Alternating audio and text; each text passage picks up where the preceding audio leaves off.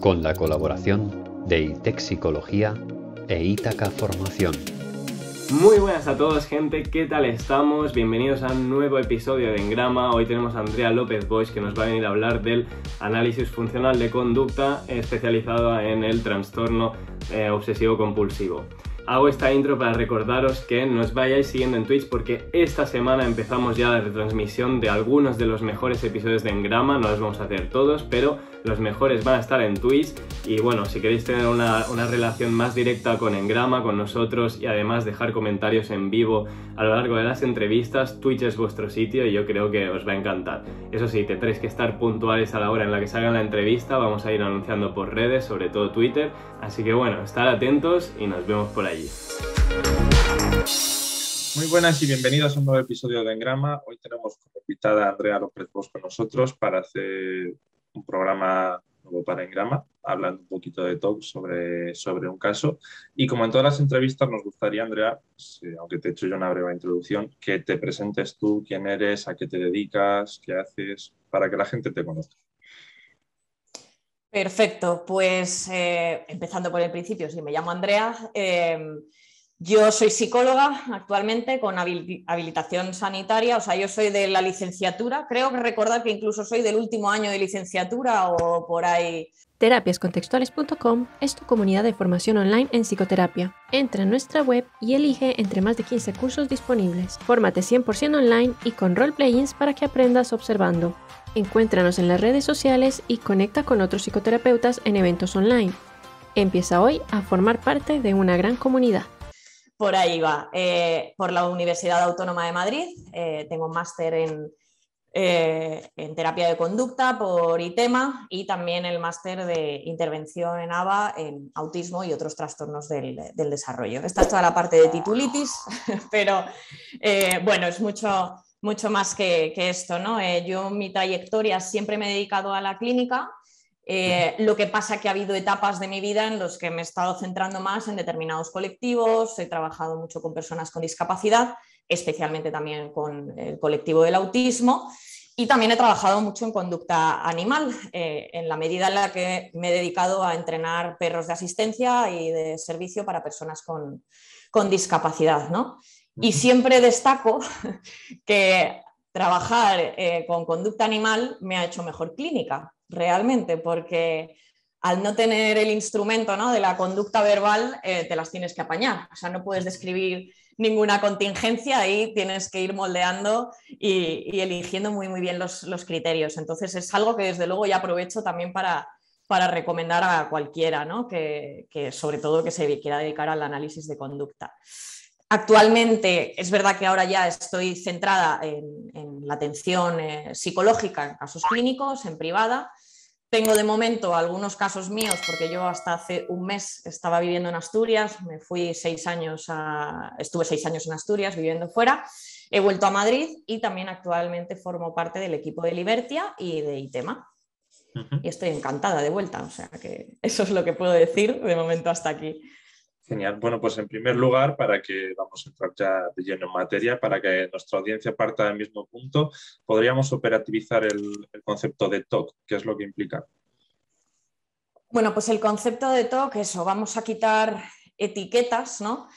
Y vamos a entender que son un conjunto, ¿no?, de conductas problemáticas que aparecen, bueno, pues puede ser por un evento, varios eventos, podemos tener una serie de obsesiones, ¿no?, lo que la gente conoce como obsesiones, que pueden bueno, generar o que están asociadas a mucho malestar y por lo tanto la persona cuando quiere de alguna manera aliviar ese malestar aprende a desarrollar una serie de supuestas, digo supuestas, son estrategias porque sí que son efectivas a corto plazo, pero que a largo plazo no hacen más que mantener este malestar que en principio se pretendía reducir, ¿no? Entonces, si podemos ponerlo como un ejemplo como quizá muy simple o muy generalizado, que creo que cualquier persona quizá ahí se podría situar o verlo, si tenemos algún tipo de idea más, ¿cómo se dice ahora? pues alguna superstición, ¿no? Es decir, yo describo o entiendo que si veo a un gato negro automáticamente voy a tener mala suerte, entonces lo que voy a hacer es tratar de evitar ver el gato negro o no pasar por debajo de una escalera. Es decir, ahí está esa preocupación previa, ¿no? Que está asociada o anticipa un malestar o una situación desagradable y por lo tanto hago algo para solucionar o evitar o controlar este evento negativo, ¿no? Entonces, al final, TOC o todo lo que sea compatible con esta etiqueta va a estar relacionada con eso, un malestar previo que generalmente tiene que ver con algún tipo de obsesión, pensamiento, etcétera, y luego una serie de respuestas que pretenden reducir este malestar. Hoy nos vas a mostrar un poco pues, la herramienta del análisis funcional y también para seguir contextualizando, queríamos que nos dijeras qué es eso que entendemos por análisis funcional y por qué optar por ello frente a las etiquetas diagnósticas. Pues bien, el análisis funcional, yo en muchas ocasiones en consulta hablo de que sería como lo que nos permite, ¿no? Evaluar realmente un problema y saber qué es y dónde tenemos que intervenir. Muchas veces lo equiparo a una especie de ecuación matemática, ¿no? Donde tenemos que despejar X, despejar Y, pero claro, si no sabemos cómo se relacionan todas estas variables, no sabes por dónde empezar, ¿no? Probablemente consigas cambios, pero desde luego creo que en terapia psicológica, bueno, creo no, sé y afirmo contundentemente que en terapia tenemos la obligación de mejorar y la calidad de vida de la persona, ¿no? En la medida de lo posible. O sea, tenemos los conocimientos técnicos, teóricos y tenemos que saber en todo momento qué es lo que estamos haciendo y el por qué. Por lo tanto, el análisis funcional se convierte en una herramienta básica en la que vamos como desgranando, ¿no? Todo esto, vamos confirmando y vamos falsando hipótesis, ¿no? Entonces, es la herramienta que nos permite explicar las conductas que son problema para cada persona, porque también la conducta problema va a depender de las circunstancias de cada persona, y vamos a ir relacionando las variables que favorecen la aparición de estas conductas, las que lo originaron y también las que la mantienen en la actualidad. Entonces, eso, no se trata de organizar información sin más, que muchas veces esto es lo que se entiende, sino eso, no los voy categorizando, ¿no? Sino que voy estableciendo la relación que hay entre todas estas conductas. Y, digamos así, para cerrar, y espero estar siendo clara, ¿no? Pero que nos centramos, y además en el propio nombre lo dice, funcional hace precisamente referencia al para qué, ¿no? ¿Qué es lo que le lleva a la persona a hacer esto? ¿Qué consecuencias tiene? ¿Qué resultados obtiene con ello? Lejos de fijarnos en la forma, ¿no? Si yo tengo una persona delante que cuando se pone nerviosa y trata de aliviar su malestar lo hace mordiéndose las uñas, para mí no es diferente que la persona que también ante una situación ansiógena se arranca el pelo. O sea, es decir, si la función es exactamente la misma. Y yo siempre he sido de la opinión que además que menos mal que nos centramos en la función, porque si nos tuviésemos que centrar en la forma de la conducta, pues tendríamos tantas intervenciones como conductas y eso yo creo que sería infinito, ¿no? Prácticamente, hombre, pues está claro que hay conductas propiamente humanas y que en algún momento se podría cortar, pero para mí esto es algo que desde luego redujo mi malestar y mi incertidumbre a la hora de trabajar. Entonces el análisis funcional es la guía para saber dónde estamos, si en algún momento no funciona, poder volver atrás y tener la respuesta, cómo puedo modificar esto, ¿no? Entonces, bueno, se me ve bastante el plumero, digamos, con que yo creo que sin análisis funcional, desde luego, probablemente no habría estado en esta profesión, ¿eh? Y lo digo realmente en serio, hasta que no la aprendí a manejar, no me veía capaz de poder abordar y ayudar a nadie. Sí, no me extraña en realidad, si es que al final con el análisis funcional encuentras una lógica, es, como tú decías, como una ecuación matemática, no es como aprenderte 20.000 tipos de etiquetas y memorizar y luego ver si encuadra o no. O sea, a mí me pasa lo mismo dentro de, salvando las diferencias, que yo acabo de empezar en todo esto, pero me alivia un poco el tema del análisis funcional. Desde luego.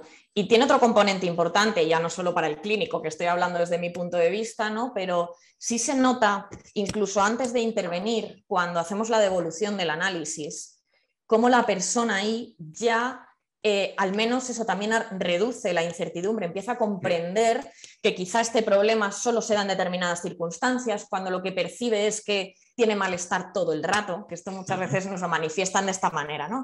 Vas a preguntar, vas a evaluar y responder, no, es siempre, con cualquier persona, etcétera.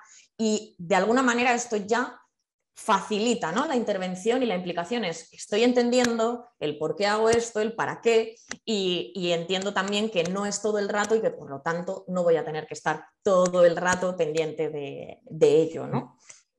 Sí, contribuye, creo yo, también a lidiar un poco con todo ese estigma que genera la distinción cuerdos, locos, digamos, y de esta manera se comprende todo dentro de un mismo continuo de conductas problema o conductas no problema. Y hay mucha gente, sin embargo, considera que el modelo biomédico puede ser bueno, puede ser beneficioso y no contribuye a ese estigma, pero no entiendo los argumentos que dan, sinceramente. Claro. Sí, sí. De hecho, el caso que traigo yo aquí es precisamente muy bonito porque tiene una historia previa de, bueno, pues de haber recurrido precisamente a otros tratamientos y que han trabajado bajo estas etiquetas, ¿no? Y lo mismo, no es que me vaya a atribuir yo y me vaya a echar flores, ni mucho menos. Ha sido un proceso muy largo, pero realmente lo que me hace parecer buena, digamos, es eso, cuando empecé a dar el análisis, ¿no? Y esta persona tenía todas las ganas del mundo de implicarse, pero el problema es que nunca supo cómo debía implicarse ni de qué manera. Nadie le instruyó, ¿no? Hasta el momento. O sea, había cosas que eran como súper evidentes, que ya me miraba con sorpresa. Esto no me lo han contado nunca. Y a lo mejor os estoy hablando de un proceso de cómo hay determinadas respuestas de ansiedad que se pueden generalizar, etcétera, etcétera. Y hombre, no sé, partir de eso, que es como, ¿no?, primero de psicología prácticamente, pues que no se haya planteado, desde luego yo creo que es algo para ser críticos con ello, ¿no? Porque no es en vano. Es decir, esto a esta persona pues le pasó factura, evidentemente, en tiempo, en dinero y en no poder tener ese bienestar o reducir ese malestar antes.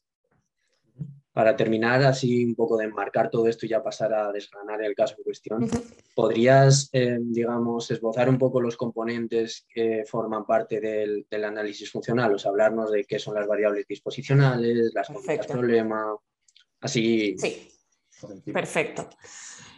Sí, es muy interesante esto porque, claro, además creo que cada vez, según han ido pasando los años, no es que yo tampoco sea prehistórica, pero es verdad que me gusta ver cómo a día de hoy, ¿no?, dentro del campo de la psicología sí que se está dando, por ejemplo, más importancia a las disposicionales. Algo que cuando tanto, bueno, se estaba en licenciatura y tuve muy poquita oportunidad de centrarme en análisis de conducta, parecía que las disposicionales las poníamos ahí de alguna manera porque había que rellenar eso, pero entendemos que eso, pues que hay variables o hay circunstancias, ¿no?, que van a, o bien sin ser parte del propio problema, son circunstancias del individuo, del entorno, de la historia previa, etcétera, que o bien van a favorecer el tratamiento o lo pueden entorpecer, ¿no?, o pueden ser desfavorables al tratamiento, digamos, como los puntos débiles que vamos a tener que tener en cuenta sin ninguna duda, porque si no sabemos que están ahí, tampoco podemos adaptar nuestra intervención, ¿no? Entonces, variables disposicionales, pues pueden ser, ya digo, pues del entorno. No es lo mismo, por ejemplo, vivir en una cultura que en otra, ¿no? Y ahí, por ejemplo, también es donde vamos a considerar lo que es problemático o no es tan problemático. Hay un montón de ideas, ¿no?, o creencias culturales o diferencias culturales que donde ahí es lo deseable, probablemente en nuestro país sea todo lo contrario, ¿no? Entonces, claro, pues eso, pues es como lo de tener una fobia en un sitio donde vive, o sea, donde hay tarántulas, ¿no?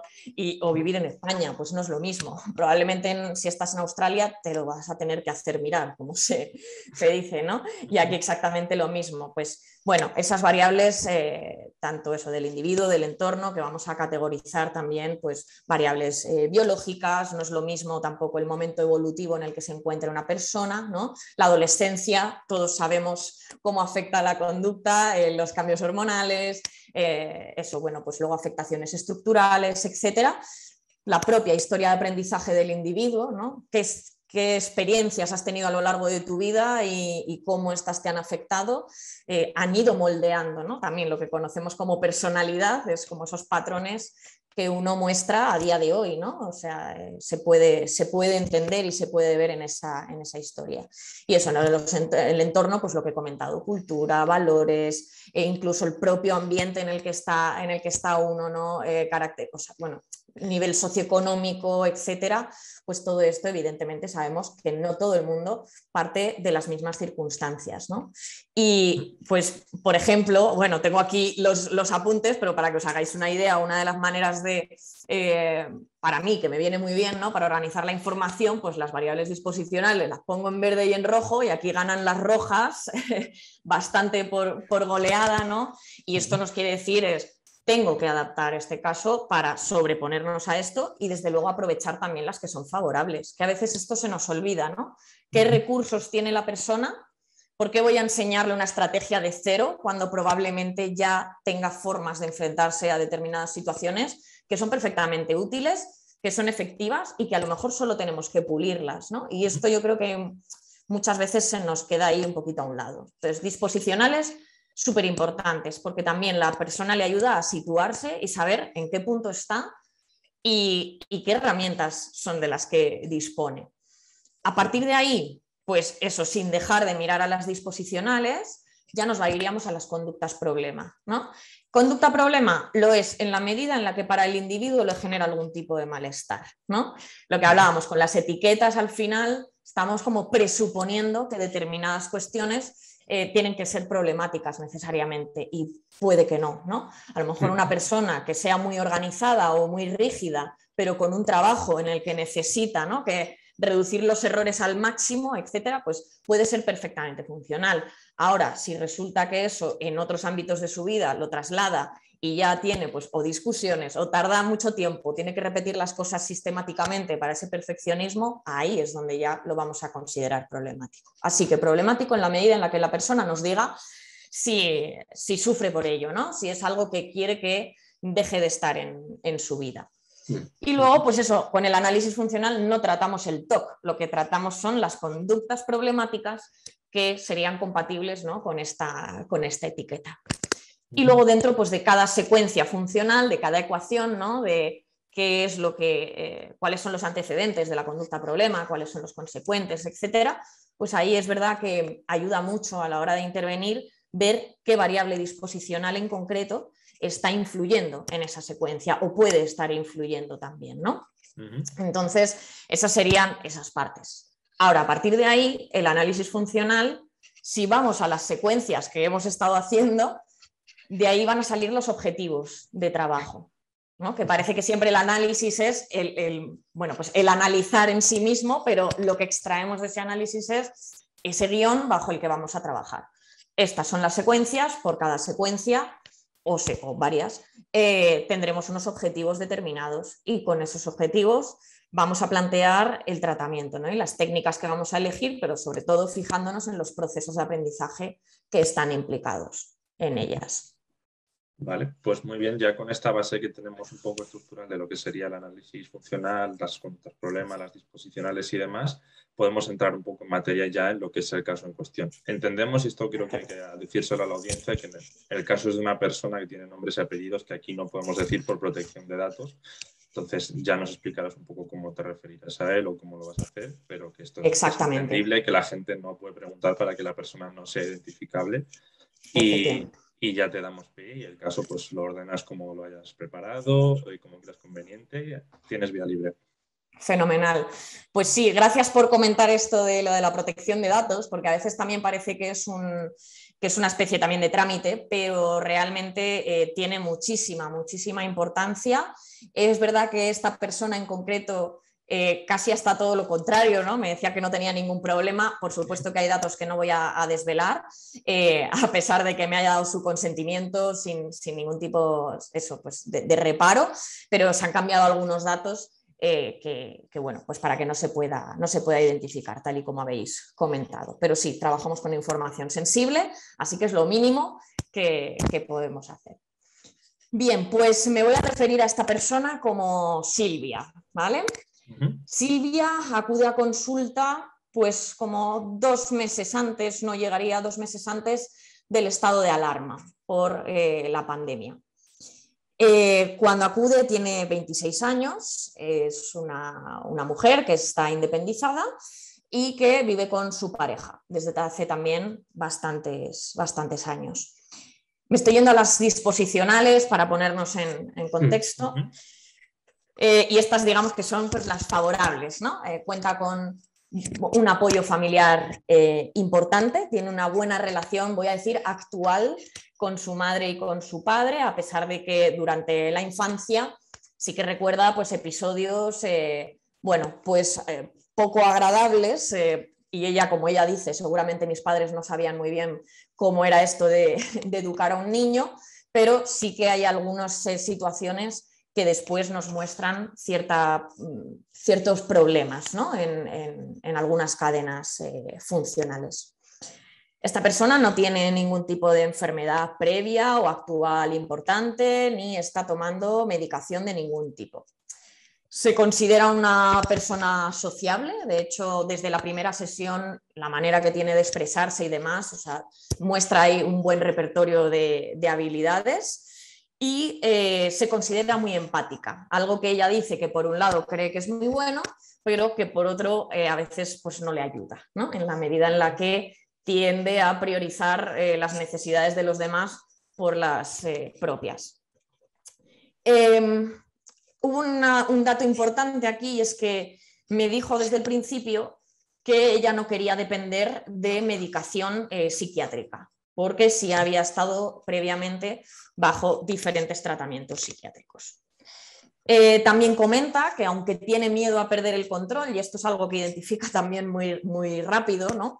Que aunque tiene miedo a perder el control, realmente nunca ha llegado a perderlo, lo cual esto para mí pues ya es como, bueno, nota a pie de página, esto es interesante, esto lo rescataremos porque nos puede ayudar. ¿Qué ocurre? Que, bueno, pues eso, cuando acude a consulta, como ha tenido varios tratamientos psicológicos y psiquiátricos, donde tampoco había comunicación entre psicólogo y psiquiatra, ella tiene esta sensación, como dice, de ir dando tumbos, ¿no? Es decir, yo voy, yo pago, yo espero encontrarme con aquello que estoy demandando, pero no acaba de mejorar en este aspecto. Bien, en cuanto a esto, bueno, pues está muy privada de cualquier tipo de estrategia, pauta, lo que decía, instrucción, ¿no? No había ningún tipo de aprendizaje en este sentido. ¿Qué ocurre luego con variables más desfavorables? Bueno, pues de los tratamientos estos, en la segunda sesión ella aparece con varios informes infinitos, con todo tipo de etiquetas. Tiene la etiqueta de TOC, de depresión, de TCA y de ansiedad. Entonces, esa es, sí, toda la carga con la que viene, ¿no? Evidentemente, cuando me traen los informes, es verdad que yo los recojo, pero yo sé a día de hoy cómo eso también nos hace o nos sesga, ¿no? hacia un diagnóstico. Al final, seguramente, o sea, somos humanos y probablemente durante la evaluación nuestras preguntas vayan a confirmar estas etiquetas. Entonces, es verdad que yo todavía no la había visto mucho, pero aparte de esos informes, no le quería hacer tampoco el feo a ella, ¿no? Y ya veríamos más adelante. Podría ser quizá también información relevante, pero ella se presenta directamente también como con estas etiquetas, ¿no? O sea, cuando llama por teléfono, ni siquiera ya cuando está en consulta, ella directamente dice: yo soy una persona con un TCA, soy TOC, he pasado por una depresión y tengo ansiedad. Claro, pues eso ya digo, eso es bastante lastre. Luego, en cuanto a otras circunstancias que, aunque no las he metido en el análisis funcional porque quería centrarme también en las conductas que están relacionadas con el TOC, sí es verdad que, claro, si tiene esta etiqueta del TCA, que también muchas veces está relacionada, bueno, por no decir prácticamente siempre, con respuestas de malestar, ansiedad, etcétera, sí que es cierto que ella a lo largo de su vida bueno, pues siempre se ha recordado con sobrepeso, que es también su estado actual, y haber establecido una muy mala relación con la comida, ¿vale? Esto aparece después en una de las secuencias. También por el trabajo de su pareja y su trabajo, que no es, o sea, cada semana es diferente, a veces tiene unos turnos partidos, pero a veces un día trabaja muchas horas, otro día trabaja una, etcétera. Tiende a pasar muchísimo tiempo sola en casa. Otra cosa importante que comenta de los tratamientos, y ya no solo el tratamiento psicológico, psiquiátrico, le ha pasado con nutricionistas, le ha pasado con fisios, le ha pasado con médicos, me decía esto de: me cuesta ir a los profesionales porque no quiero que me regañen, ¿no? Lo que comenta es que se han limitado a regañarle cuando no hacía las cosas que se presuponía que debía hacer, pero es que no le explicaron cómo, ¿no? Y esto lo tenía muy, muy clavado, ¿no? Por ejemplo, una de las cosas que verbalizaba al principio era: si cuando tratemos el tema del TCA, yo no me voy a pesar, ¿no? Porque en muchas ocasiones, aunque ella dijera que eso, o que no quería que eso fuera un criterio, que ella quería mejorar o tener buenos hábitos y que el peso no era relevante, o al menos que no estaba preparada en ese momento, esto no se respeta. Bien, también es una persona que es fumadora. Esto lo tenemos en cuenta porque sabemos que es un estimulante, no es porque tampoco sea un objetivo de trabajo, ¿no? Pero bueno, es algo que también aparece en algunas secuencias. Luego, en su situación laboral, pues tiene un trabajo que le encanta. El trabajo sí que no lo voy a desvelar porque bueno, es poco frecuente, pero tiene una situación laboral bastante precaria, ¿no? Que ella de alguna manera pues contrarresta y verbaliza sistemáticamente: bueno, estoy mal, pero como me gusta tanto, pero esto me está ayudando a desarrollarme, con esto estoy aprendiendo, ya pasará, etcétera, ¿no? Y al final, bueno, pues acababa como aguantando de alguna manera. Lo que pasa que es cierto también que es el único sitio en el que está tranquila e incluso feliz, como ella reporta, ¿no? En el resto de su día a día esto apenas aparece. Bien, digamos que luego, vale, esto es importante. Con respecto a los miedos que tiene, ¿no? En este caso estamos hablando de obsesiones o preocupaciones, anticipaciones relacionadas con contagiarse de enfermedades graves. Cuando ella acude a consulta, como digo, es previo al COVID, luego veremos qué impacto tiene esto, pero en principio es cualquier sensación compatible con el cáncer y con enfermedades que estén, o sea, que supongan más riesgo para personas con sobrepeso, como la obesidad, o sea, perdón, como las cardiopatías o la diabetes, son sus miedos clave, ¿vale? Cáncer, diabetes y cardiopatías. También comenta en muchas ocasiones con respecto a lo del TCA, bueno, pues ya por todos es sabido, ¿no? La cultura de la dieta, los cuerpos normativos, cómo también anticipa y prácticamente su primera demanda es: quiero adelgazar, porque es lo que estoy asociando a que cuando entonces adelgace desaparecerán todos mis problemas. Y lo bonito del caso es que esto es lo último que acabamos abordando, ¿no? Y ni siquiera bajo ese objetivo tal y como lo planteó al principio. ¿Qué ocurre también? Que alrededor, en su entorno, aunque hay buena relación con la familia y demás, es verdad que mucha gente no entiende, ¿no? Esto, hay una falta de comprensión de lo que suponen esta serie de problemas. Además, ella en muchas ocasiones emite algunas compulsiones que son bastante llamativas y, bueno, pues la gente lo suele asociar, pues lo que hablabas antes, Marcos, ¿no? Pues como a la locura o como esta tía mejor, vamos a tenerla lejos, ¿no? Y además, bueno, pues soltaban el típico consejo y la evidencia y la obviedad más clara, que era la de cálmate, relájate, eso no te va a hacer nada, etcétera, ¿no? Pues no, ya sabemos perfectamente. Claro, o sea, que si es que ella lo sabe, encima le estáis molestando doblemente. Ahora el problema que tiene es que siente un malestar muy, muy intenso y además no se siente comprendida, ¿no?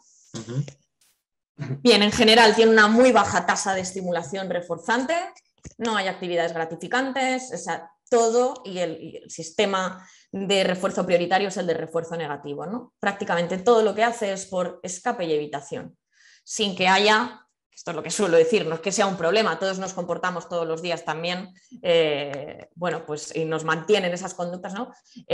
Pues, por refuerzo negativo, pero el problema es que aquí había una simetría brutal, ¿no? Es decir, siempre tiene que haber un desencadenante de malestar para después yo hacer cosas, ¿vale?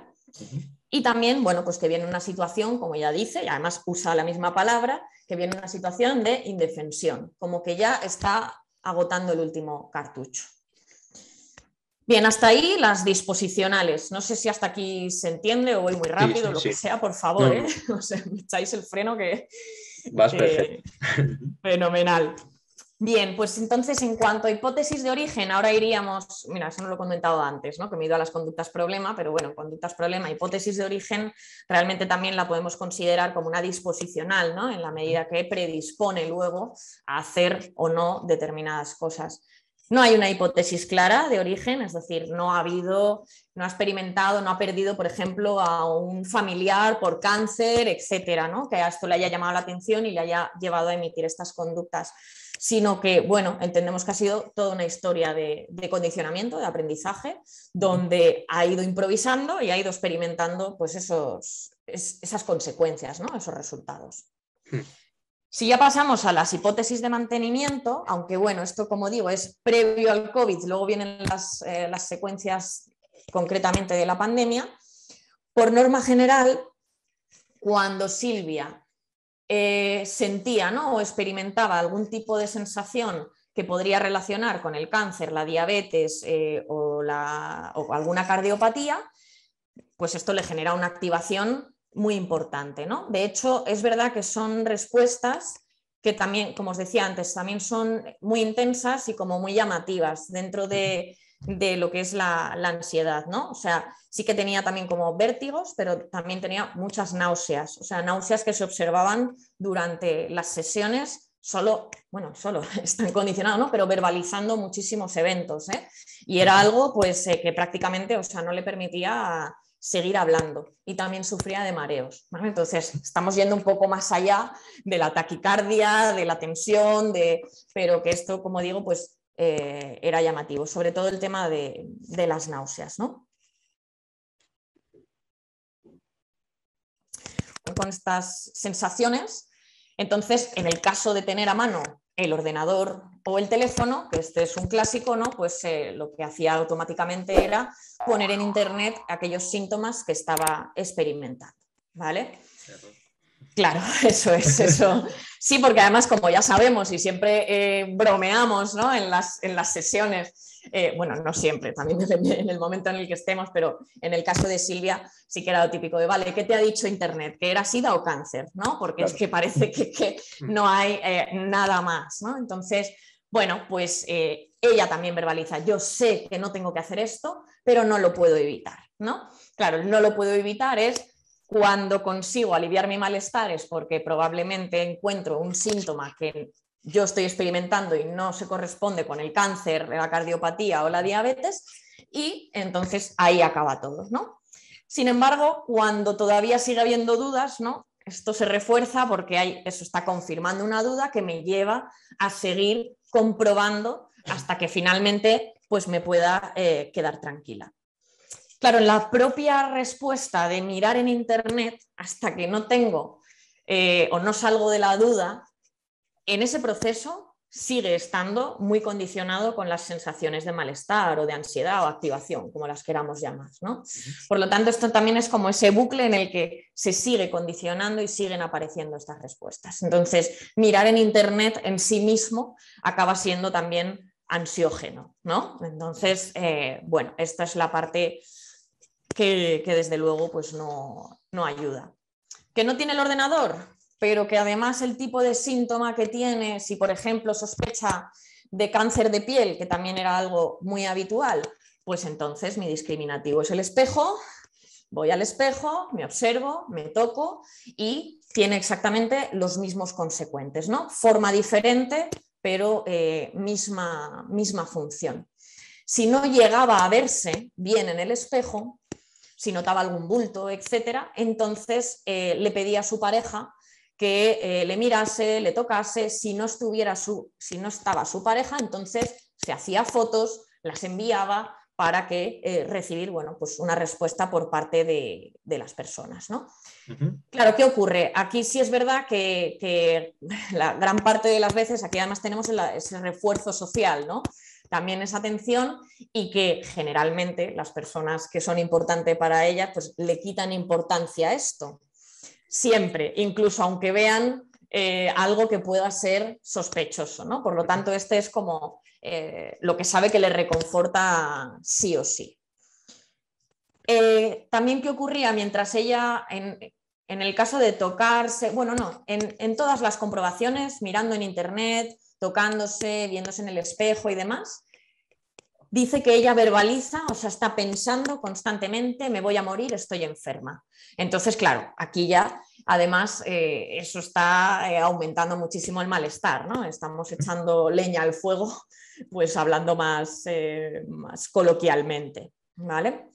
También decía mucho esto de: yo veo mi tumba, o sea, yo visualizo mi tumba automáticamente. Tengo una sensación, y esto ya directamente se ha condicionado con visualizar mi tumba, morir, etc. Vale, hasta ahí las comprobaciones con respecto a contagiarse, como digo, de estas enfermedades, ¿no? O haber contraído estas enfermedades. Sí, porque la diabetes no es contagiosa. Probablemente antes no lo he destacado, pero bueno. Situaciones en las que si no conseguía esta reducción, ¿no?, del malestar, había mucha rumiación, muchas vueltas a si puedo estar enferma o no, qué va a pasar si yo muero, es que con quién, qué va a ser de mi familia, etcétera, con todo este componente. ¿Qué ocurre? Que esa activación en muchas ocasiones lo que le llevaba era a fumar, también de una manera compulsiva. En principio alivia su malestar porque está asociado a la relajación, ¿no? O a evadirse de alguna manera, pero a su vez fumar es estimulante. Por lo tanto, tampoco podemos asegurar que realmente pues, bajase esta ansiedad. Y cuando no fumaba, lo que podía ocurrir era lo mismo: bajo esas condiciones de activación de estas sensaciones, etcétera, lo que hacía era comer generalmente pues, bastante cantidad de alimentos que podemos considerar pues, poco saludables, ¿vale? Pues lo típico, ultraprocesados, etcétera. Con el alivio también del malestar momentáneo, más el refuerzo del propio sabor, ¿no?, de esta comida, pero luego es verdad que venía mucha culpa, ¿no? Que esto es lo que os decía antes, o que relacionamos con la disposicional de no tengo un cuerpo normativo, todo el mundo me dice que lo único que hay que hacer, ¿no?, que ya se sabe lo que hay que hacer para adelgazar, moverse más y comer menos, ¿no? Y entonces aquí había una culpa también disparadora de muchísimas preocupaciones, ¿no?, e hipervigilancia. Entonces, digamos que estas secuencias también tienden a repetirse a menudo. Bien, ¿qué consecuencias empieza a tener esto? Pues que, como solía decir ella, ¿no?, de repente me di cuenta de que un día llevaba 3 horas tratando de encontrar respuestas que me tranquilizasen, ¿no? Entonces, como que se perdía, entre comillas, en esas comprobaciones, y además esto es, pues si me pierdo en las comprobaciones, es incompatible con experimentar sensaciones agradables por cualquier cosa, ¿no? Probablemente si estoy viendo a mi familia y estamos charlando animadamente y de repente alguien menciona que, bueno, pues que ha habido un diagnóstico de cualquier enfermedad, etcétera, automáticamente ella se mete o sea, aparecen estas obsesiones y luego empiezan las comprobaciones, ¿no? De aquí extrae, claro, esto va ocurriendo, no hay... no tiene actividades, acaba por no hacerlas, bajo esta regla que también conocemos todos, que es: no puedo hacer cosas hasta que esté bien, ¿no? Cuando sabemos que es precisamente lo contrario lo que podemos hacer. Entonces, cuando sentía malestar, se quedaba en casa en casa es el sitio además en el que puedes hacer todas esas comprobaciones sin ningún tipo de castigo social, ¿no? Es decir, ella no hacía comprobaciones delante de la gente o determinados amigos no le decía, mírame aquí, a ver si esto te parece sospechoso y demás, ¿no? Entonces, claro, en casa tenemos como el escenario perfecto donde se siguen manteniendo todas estas respuestas. ¿Qué ocurre? Pues que como consecuencia, quedarse en casa acaba por generar respuestas, bueno, pues una apatía, ¿no? Y además se sigue centrando en lo problemático, en las preocupaciones, hay una ausencia de objetivos más allá de ir a trabajar y que eso, que como decía antes, pues eso le proporciona bienestar, pero se empieza a generar esta bola en la que la apatía ya pues cada vez con menos probabilidad va a discriminar, ¿no? Que haga cosas porque le gustan, ¿no? O por lo menos que no sea para escapar o salir de un malestar. Pues hasta ahí no estaba tan mal, quiero decir, pero llega una pandemia, es decir, esto que nos pilló a todos con el pie cambiado, desde luego, y bueno, pues es donde se tienen que rehacer y donde cambia, ¿no? El análisis funcional, que yo creo que esto también es algo que a veces nos da la sensación de yo hago la devolución y en base a eso parece que la vida se pausa, ¿no? Y que la vida se pausa para que yo, psicólogo, pues pueda ayudar a esta persona. Pues no, no es tan fácil. No estaría mal. La verdad que no. Total, que se interrumpe la terapia presencial, evidentemente. Y al principio, claro, me plantea que no, que bueno, vamos a ver qué pasa, pues por esto que creo que nos pasó a todos, bueno, cosa de 15 días, nos vuelven a soltar, digamos, y ya está, ¿no? Claro, siguen pasando los días y finalmente me dice que por favor que continuemos con la terapia, en este caso online, porque está experimentando muchísima ansiedad pues con el tema del COVID, ¿no? Así que si vamos ya a las secuencias propias de esto, a partir de este momento, bueno, pues la pandemia lo vemos como un estímulo incondicionado, ¿no? Es decir, en todos nosotros es una situación radicalmente nueva, además con consecuencias muy graves, es decir, bueno, pues letales, lo sabemos que ha sido así, por desgracia. Por lo tanto, las respuestas que hemos tenido con mucha frecuencia ha sido eso, pues también inquietud, ¿no? Toda esa incertidumbre, ese querer adaptarnos, cambian las instrucciones, ¿no? Y las pautas todos los días, ha sido realmente complicado, ¿no? El no poder predecir es algo que desde luego pues no ayuda. En su caso, pues aquí tenemos un nuevo condicionamiento ya, ¿no? Entendemos, o en su momento aprendimos que los síntomas típicos del COVID eran X, ¿no? Pues el dolor en el pecho, cansancio, la respiración entrecortada y demás, ¿vale? Y ella, bueno, pues empieza cuando experimenta esta serie de síntomas, pues entonces sospecha que se ha contagiado de COVID, ¿no? Cuando luego se introdujo esto de lo del olfato, el gusto, también lo de las diarreas, pero es que tampoco estaba muy claro, ¿no? Pues claro, ella aquí se le acumula el trabajo, digamos, porque es como, no está confirmado al 100%, pero tampoco lo vamos a descartar, ¿no? ¿Qué ha ocurrido también en general en la pandemia? Pues que muchos síntomas del COVID se parecen, por no decir que son idénticos, a la ansiedad.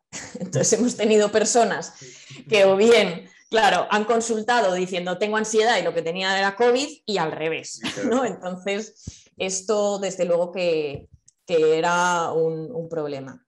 Claro, ahora está obligada a estar en casa, tiene el tiempo y el escenario, como decía antes, para que esto siga desarrollándose. Y cualquier síntoma le provoca preocupación, por lo tanto aquí empieza lo que sí sabíamos era lo de la fiebre, ¿no?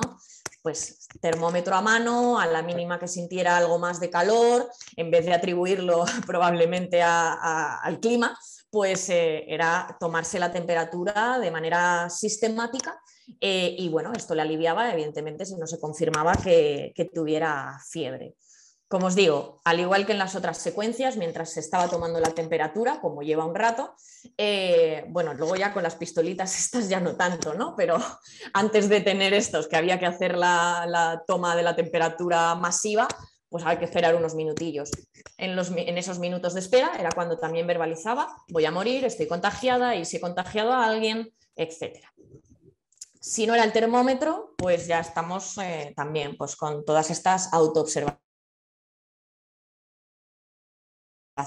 algo que se hacía con lo que os decía de los bultos, ¿no? O de alguna rugosidad en la piel que pudiera estar relacionado con un cáncer de piel, etcétera, pero no deja de autoobservarse. Es más, durante las sesiones se ve como, por ejemplo, si le picaba algo en la cara, lo que hacía era introducir el pulgar aquí y rascarse la cara de esta manera, ¿vale? No tocaba nada, si se tocaba o se llevaba el pelo detrás de la oreja, eso estaba muy condicionado, la zona de detrás de la oreja, muy condicionada con posibilidad de contagio, porque decía, claro, nos ponemos las mascarillas ahí, la gente va tocando, esto es una zona que la gente nos está desinfectando pues deliberadamente, ¿no? Y eso era algo que le generaba un malestar tremendo, ¿no? Entonces en la sesión, si se llevaba el pelo aquí detrás, automáticamente tenía que desinfectar todo. Es más, me decía a mí, te estoy viendo que te tocas la cara, o sea, y ya me está generando muchísimo malestar, ¿no? Así que, bueno, pues a esos puntos llegamos. Una nueva secuencia, digamos, que también aparece aquí, cuando ya no hay un confinamiento, ¿no? Ya se puede salir de casa, aunque sea para hacer la compra, ¿no? O las necesidades más básicas, pero ya no estaban las restricciones tan duras. Lo que sí que tendía a hacer al llegar a casa era repasar todo lo que había hecho fuera para saber si en algún momento he tocado algo que no hubiera estado previamente desinfectado, lo cual es muy probable, y esto le generaba muchísimo malestar, ¿no? Entonces, esto discriminaba que fuera a la ducha inmediatamente, ¿vale? Podía llegar a ducharse 4 o 5 veces, si no recuerdo mal, en un día. También me decía que por el hidrogel y demás las manos estaban muy mal, muy secas y demás. Y aparte, lo de la ducha es que le estaban llegando unas facturas escandalosas, ¿no? del gasto de agua. Claro, eso es. Entonces, bueno, esto sí es verdad que es algo que usamos también a nuestro favor para ir reduciendo progresivamente el tema de las duchas, pero aquí unimos también la disposicional del trabajo precario, ¿no? Es una persona a la que suerte si le pagaban, o sea, el problema ya no era si le pagaban tarde, era si le pagaban, podían estar meses sin cobrar. Sí que tenía su pareja, pero tampoco era, o sea, lo económico no era desde luego algo que les pudiera permitir estar muy tranquilos, ¿no? Por lo tanto, aquí está disposicional, aunque sea malo por ella, ¿no? Porque no le sobrase el dinero, es verdad que sí motivó muy mucho al hecho de exponernos a ducharnos en menos ocasiones, porque además esto... aparte de reducir tu malestar y aprender a que eso no va a evitarlo, también reducía la factura, básicamente. Así que en ese repaso de situaciones también tiene una mascota y cada vez que tocaba esa mascota es por dónde ha podido pisar mi mascota, que claro, pues eso es que es una tarea absolutamente imposible, ¿no? Y aquí también esto nos ayudó lo de su mascota porque era como, ¿cómo no voy a tocarla? O acariciarla, ¿vale? Así que esto también fue a nuestro favor. ¿Hasta aquí bien? Bueno, iba a decir hasta aquí bien, en realidad son todas las secuencias. Acabo de dar la vuelta al papel, no son pocas. He querido estructurarlas, yo no sé si queda claro, o sea, que la función es constantemente, ¿no? La misma, conductas de control, de comprobación, como las queramos llamar. Pero que la morfología, ¿no? La forma que tienen es diferente, pero que se resumen en tomarme la temperatura, autoobservarme, repasar situaciones, etcétera, ¿no? Y la de repasar situaciones sí que es muy problemática porque muchas veces lo hacía también con independencia de sentir un malestar previo. Es decir, llego a casa y repaso, ¿no? Automáticamente, se ha condicionado de esta manera. Entonces, pues no podía parar de pensar, ¿no? Esto afectaba también a sus hábitos de sueño, que tampoco es que fueran muy buenos antes de la pandemia, pero ya con la pandemia se desorganizaron del todo. Lo que decía, el cansancio, ¿no? Que estaba asociado al COVID, pues parecía, o que ella se lo atribuía en este caso al contagio también. Entonces, estaba realmente pasándolo muy mal, como os decía. Bien, pues ese es todo el análisis. Bueno, todo. Esas son las secuencias. No sé si queréis que hable de los objetivos o me queréis hacer preguntas al respecto. No sé muy bien cómo queréis que siga. Hombre, yo creo que puede ser interesante a lo mejor mencionarlo ya en base a todo lo que hemos hecho de análisis de todo lo que eran esas conductas, problemas. Yo sí que me interesaría saber un poco a lo mejor más a fondo cuáles son los objetivos que se plantearon, incluso alguna pauta que se llevó Sí. de, pues mira, este trabajo que se hizo fue esto, dio sus resultados, o todo lo contrario, o algo Perfecto. que no salió bien y también se puede comentar si tú quieres. Sí, perfectamente. Bien, pues los objetivos eran, como os digo, son varios. Aquí nos hemos centrado en ese componente, ¿no?, del TOC, pero había muchas otras áreas en las que trabajar, que además vimos que ayudaban también a esto, ¿no?, porque al final están interrelacionadas. O sea, por ejemplo, en el momento que fue más asertiva también en su trabajo y se hizo, no sé, es que no estaba pidiendo nada que no le correspondiera, algo tan sencillo como yo trabajo unas horas y me tienes que pagar, o sea, que ahí no hay discusión posible. Pues bueno, de alguna manera esto también pues, le ayudó muchísimo, ¿no? No a sentirse culpable por no ir a trabajar cuando en realidad no debería ir a trabajar porque eso pues, le debían muchísimo dinero, ¿no? Pero desde luego, si lo organizamos en base a lo que estamos hablando aquí hoy, el primer objetivo es reducir el miedo al contagio. Claro, aquí esto se me planteó una parte muy complicada y que me sigue ocurriendo porque sigo recibiendo casos de personas con miedo al contagio por COVID, ¿no? Que es, quiero reducir el miedo al contagio, pero manteniendo conductas prudentes. Muchas veces, claro, nos encontrábamos, Silvia decía, ¿no?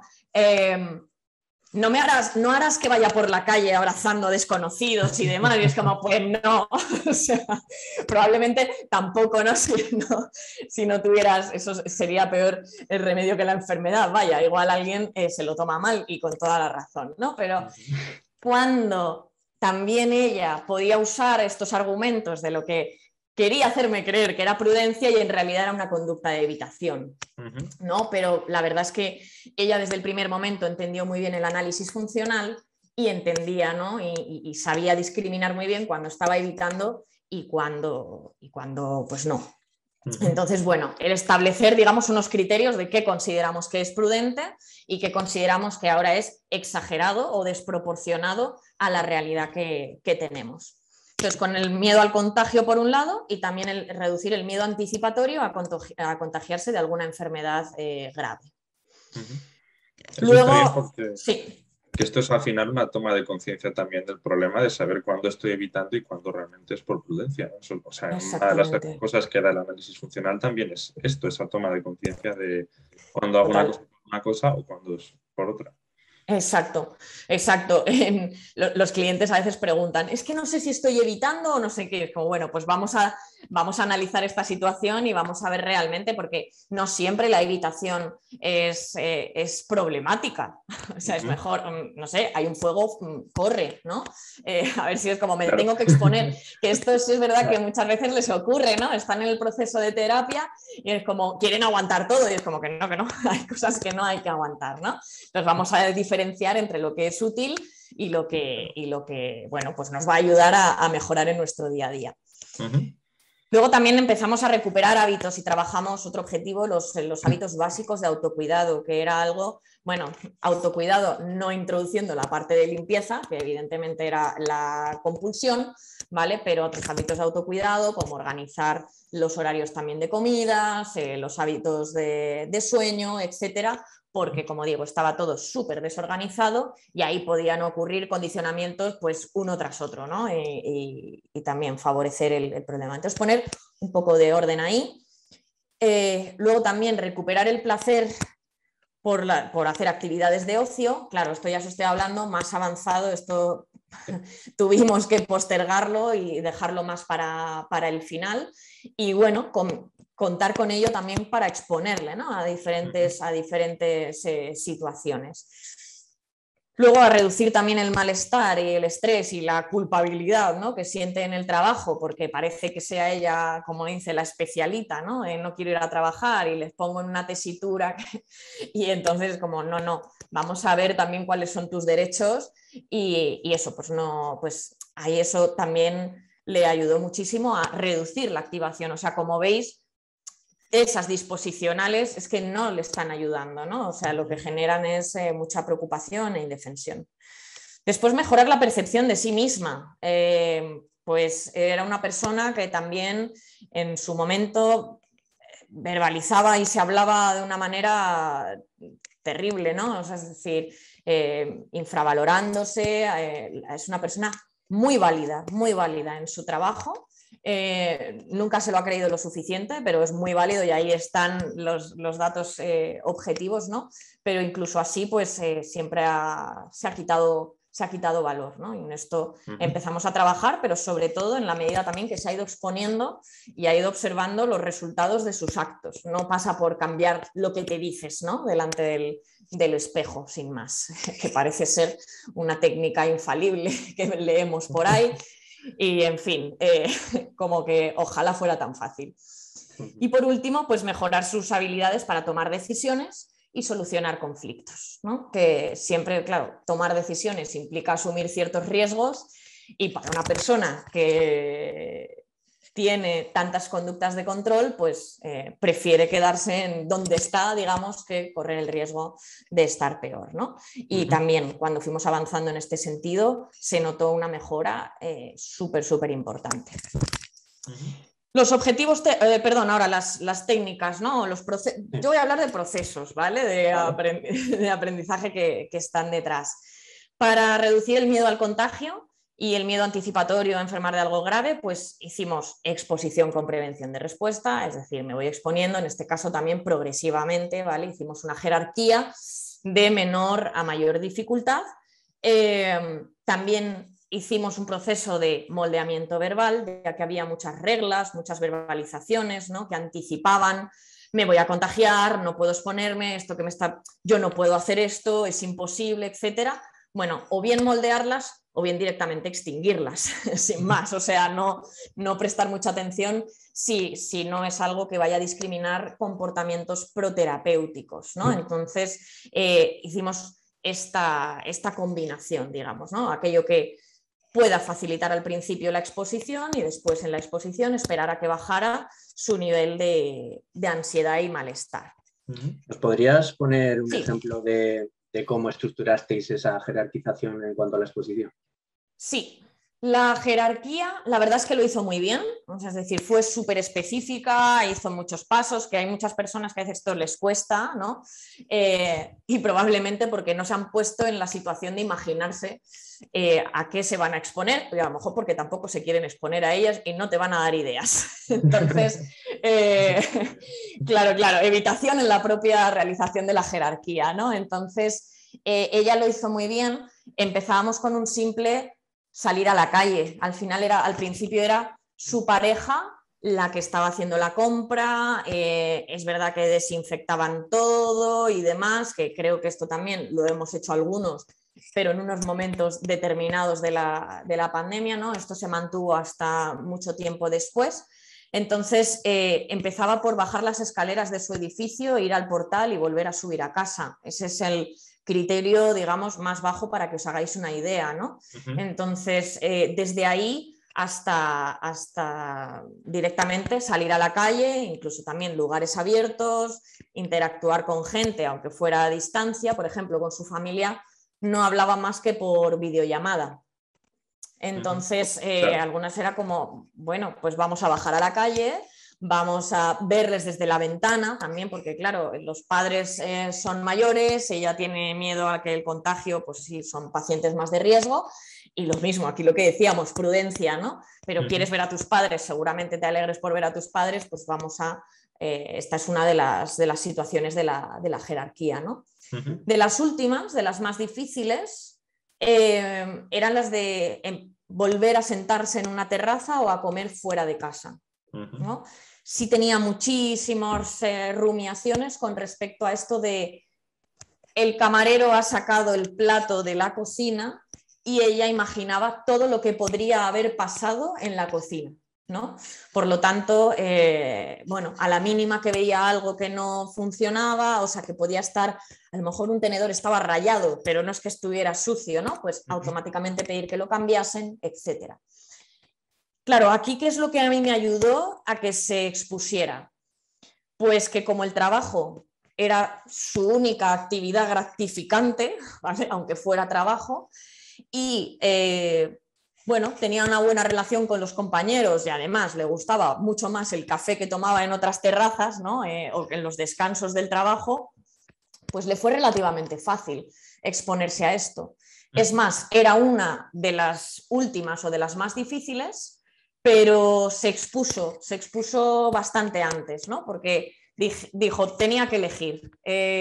O volver a casa y quedarme hecha un asco o asumir el riesgo, ¿no? Hablábamos de esto de no existe el riesgo cero, pero en nada, es decir, en absolutamente nada, ¿no? Entonces, esto me ayudó un montón. ¿Por qué? Porque en cuanto se expuso a esta parte más difícil de la jerarquía, estos ítems de aquí abajo ya estaban superados. Es decir, cuando hacemos esta sobreexposición, ¿no? Y ya vamos a ese nivel que genera muchísimo más malestar. Otra cosa que le ayudó mucho también fue, la tarea es bastante simplona, ¿no? Pero en realidad no lo es porque sirvió, ¿no? Pero hubo un momento que cuando se exponía también y le quitaba valor a aquello que hacía, ¿no? Es como, pero esto no debería ser así, no deberíamos estar en pandemia, es que las decisiones del gobierno, etcétera, era como, vamos a ver, vas a hacer una lista de aquello que depende de tu control 100%, de aquello en lo que controlas de forma intermedia y algo que se escape totalmente de tu control, ¿no? Y este fue un poco como el punto de inflexión, no porque fuera una cuestión mágica, ni mucho menos, pero ya sí que dijo, claro, es que me he dado cuenta de que a veces intento luchar contra cosas que no puedo modificar y como no se modifican, me enfado más, me preocupan más, etcétera, ¿no? Entonces decía, por ejemplo, pues no puedo cambiar al gobierno actual o cómo está gestionando esto, ¿vale? Estupendo, eso, tu psicóloga no te puede ayudar a hacer esto, ¿no? Lo que sí puedes hacer es que, oye, pues sí vas a tener tú estas conductas prudentes de higiene básica, pero vamos a hacer esto. ¿Puedes elegir ponerte en la terraza en vez de ir dentro? Sí, perfecto, pues vamos a hacer hasta donde podamos, ¿no? Y el resto es algo a lo que nos tenemos que exponer. Y esto nos ayudó mucho. Con respecto a las compulsiones en casa, esto costó algo más. Es decir, lo de no mirar en internet, esto que ella decía, es inevitable, ¿no? Es como, no, lo que es inevitable es tener sueño si llevas 3 días sin dormir, ¿no? Pero mirar internet es evitable, ¿no? Otra cosa es que cueste mucho, ¿no?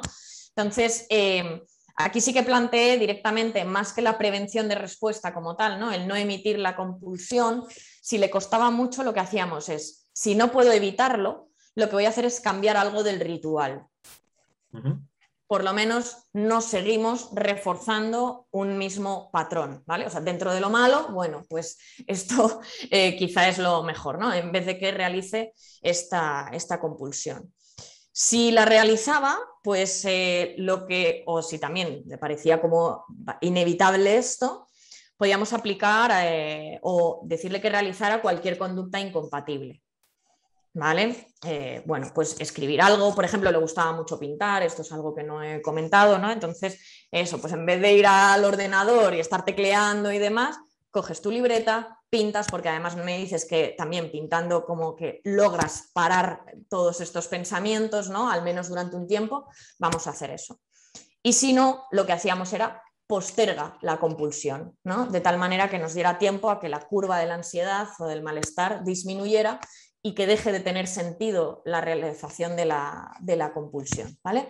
Entonces, la demora le ayudó bastante, sobre todo al principio, y también lo de realizar algo diferente en el ritual, digamos, ¿no? Y ya más adelante es verdad que ya se ha podido evitar realizarla. Un pequeño impasse aquí. Has hablado de la curva de la ansiedad, que bueno, al final nosotros sabemos cómo funciona, pero sí. ¿podrías esclarecer un poco para la gente que no lo conozca cómo funciona al final la ansiedad? ¿Cómo funciona el pico y luego la bajada? Sí, esto además es un dato, lo que os decía antes, ¿no? Cuando le hablé precisamente a Silvia de cómo funcionaba la curva de la ansiedad, me dijo, vaya, pues esto es la primera vez que yo lo escucho. Entonces, sí, claro. Entonces, mal asunto, ¿no? La curva de la ansiedad, digamos que tiene forma de U invertida, ¿no? Luego, O sea, lo que quiere decir es que siempre va a bajar en algún momento. A veces tenemos curvas más planas, pero más duraderas en el tiempo, curvas pues un poquito más, no sé, eso, intensas, pero que con menor duración. Pero el caso es explicar a estas personas que lo importante es que aquella situación que le provoca una preocupación, ¿no? Un miedo o un malestar determinado, permanezcan en ella hasta que se reduzca la ansiedad. Porque si no, se acaba atribuyendo, ¿no? A que lo único que me ayuda a reducir la ansiedad es salir de este sitio, mirar en Google, etcétera, etcétera. Exactamente, eso es lo que suele ocurrir también con la medicación, ¿no? Que esto es muy típico, ¿no? Pues entonces, rápidamente, si me encuentro mal, tomo la pastilla y, oh sorpresa, la pastilla ha hecho efecto en un segundo. No, has confiado en que esto va a tener un efecto y que va a pasar y por lo tanto tú también te acabas relajando, ¿no? Entonces, lo de la curva de la ansiedad yo siempre se la dibujo, no sé, quiero que sea algo que visualicen también cuando estén haciendo la exposición, ¿no? Y esto también ella lo verbalizaba. Me acordé de la curva de la ansiedad, como esto va a pasar, ¿no? Por lo tanto, anticipando ese alivio del malestar, le hacía permanecer ahí. Qué difícil a veces experimentar, digamos, esa curva sin acabar escapando, muchas veces sin darnos cuenta, porque yo que sé, imagínate que tenemos miedo a un perro. Estamos frente al perro y a lo mejor, pese a estar frente al perro, estamos escapando porque estamos pensando X cosas o que a veces eso pasa inadvertido también. Eso es, totalmente. De hecho, algo que también aprendí cuando hacíamos las exposiciones era no se puede hacer una exposición teniendo planes luego, del tipo que sean, ¿no? Es verdad. Porque claro, si no pasa y no baja la curva de la ansiedad, lo que vamos a hacer es la famosa incubación, es decir, ahora ya, efectivamente, ¿no? Entonces es como, no, hay que permanecer realmente hasta que sepa que puede. Y si no voy a poder ese día, pues no lo hago ese día. Pero lo que no puede ser es que esto me lo vaya a poner más difícil a futuro, ¿no? Entonces, parece una tontería, pero de verdad es como, espera, no, nos toca exponernos, entonces vamos a tenerlo todo también muy previsto. Que si no, eso, vamos a ir precisamente en la otra dirección. Vale, bien. Pues, sí, muy bien. Y rápidamente para el resto de objetivos, bueno, en cuanto a la recuperación de hábitos básicos, ¿no? De autocuidados, pues íbamos moldeando, ¿vale? Y usábamos esto del principio de Premack, es decir, las conductas que son menos, más probables, ¿no? Las vamos a usar como reforzadoras de las menos probables. Bueno, pues si a ella le gustaba pintar o escuchar música, solo lo podía hacer después de haber introducido un pequeño nuevo hábito, ¿no? Pues sobre todo, por ejemplo, pues también organización, ¿no? O no estar viendo pantallas antes de dormir porque es que no podía, vamos, entraba en la cama súper activada, ¿no? Entonces, eso fue lo que trabajamos para los hábitos. Bueno, en cuanto a recuperar las actividades de ocio, ya fue más adelante, lo hicimos y planificamos todas las actividades gratificantes, básicamente se negociaron y además las empleamos como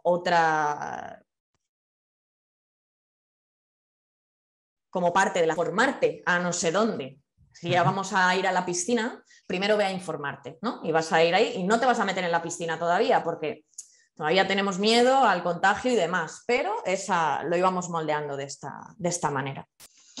En cuanto, a reducir el malestar en el trabajo, pues estuvimos haciendo bastante entrenamiento en habilidades asertivas, en hacer peticiones, en también expresar críticas, ¿no? Sin sentirse mal, también en cómo recibirlas, pero sobre todo en poner límites, ¿no? Es decir, no voy a hacer este horario, este día, y no os voy a dar explicaciones, que es lo que tendía a hacer, ¿no? Tenía la sensación de que tenía la obligación de dar explicaciones, cuando estas personas, pues objetivamente no estaban cumpliendo su parte del contrato. Y además es que ni siquiera es que sea un contrato implícito, es que es explícito, ¿no? Pero bueno, esto le ponía a ella en una situación bastante incómoda.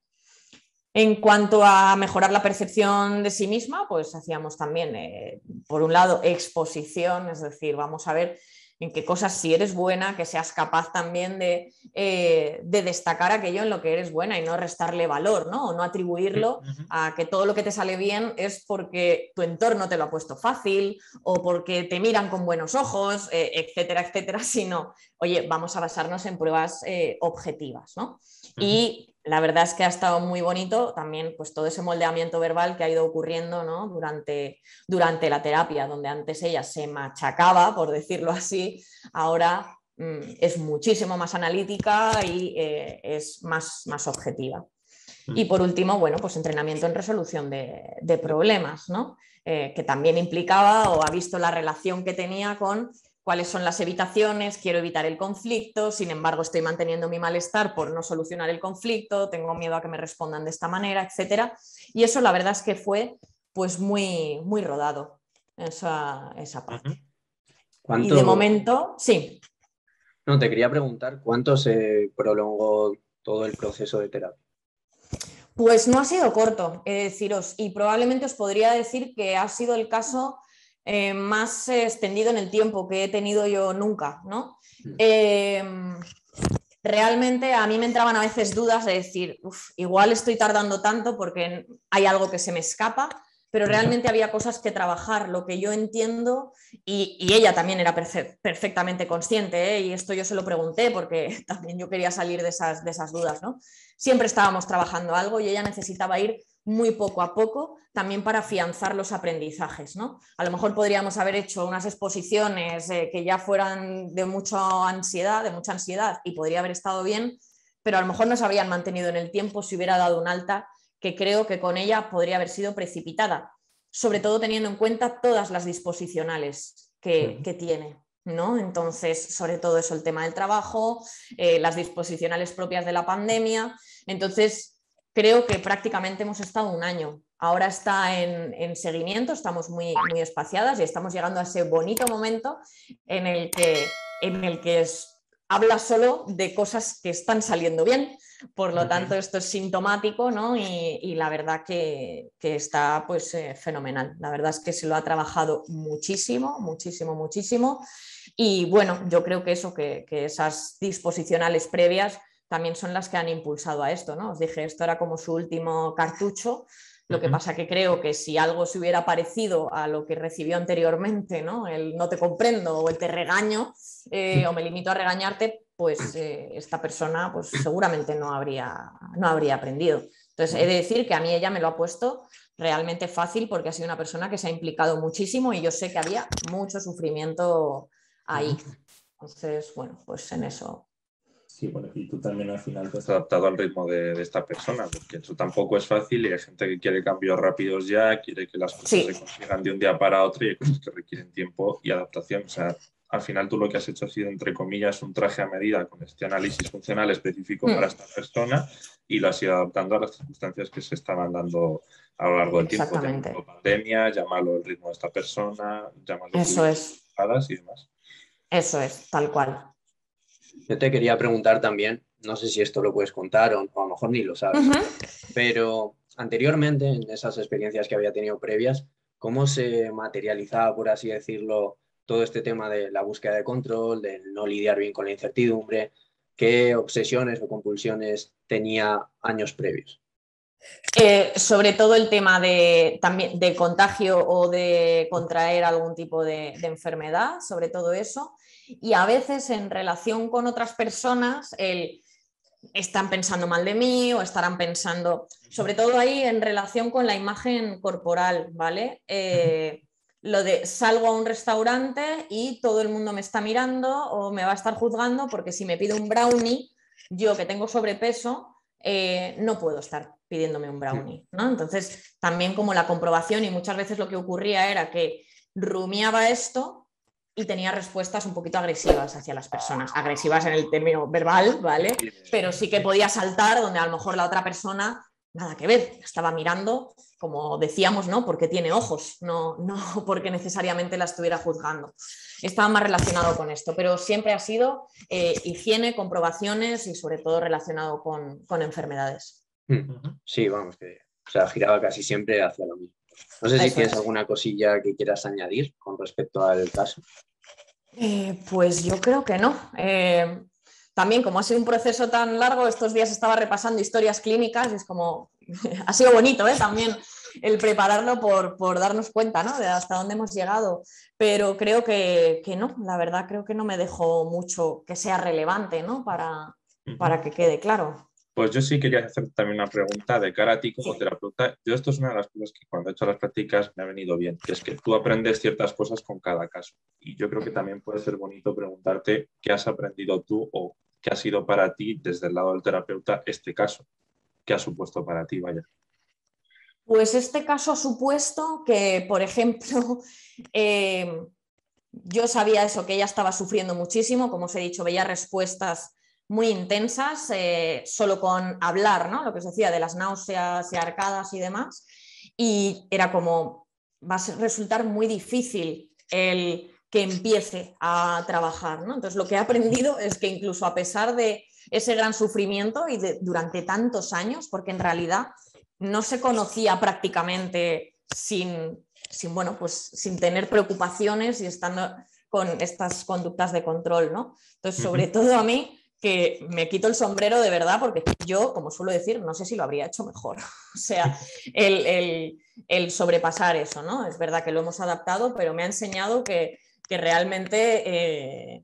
es que no quiero que suene a topicazo, ¿vale? Porque tampoco funciona así, pero que si se quiere se puede. Y es verdad que es una persona que desde el principio estuvo muy implicada y que también ha sido muy transparente, ¿no? Y que también esa confianza y esa transparencia de definir y yo también plantearle, por aquí no sé si estamos yendo bien o cómo lo ves o qué no te convence. Quizá me ha enseñado también a eso, a ponerme yo en riesgo a que me diga quizá, pues no, Andrea, esto no va por aquí, ¿no? En ese sentido yo creo que es lo que más me ha enseñado, pero sobre todo a que desde luego se ha expuesto, ¿no?